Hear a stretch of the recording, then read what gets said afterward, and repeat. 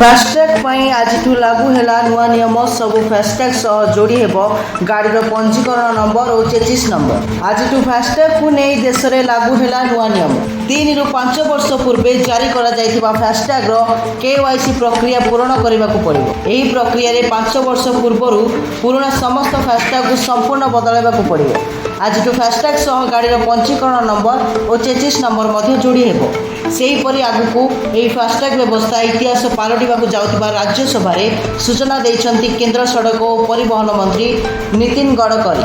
एणिकी satellite माध्यम कटिबो toll tax.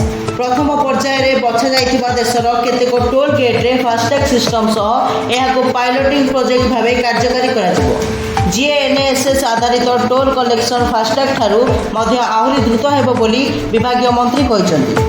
पूर्वर cash व्यवस्था थिबा बेले वर्तमान फास्टैग माध्यम टोल टैक्स भरुचंती गाड़ी चालक। ब्यूरो रिपोर्ट जागरण 24 न्यूज।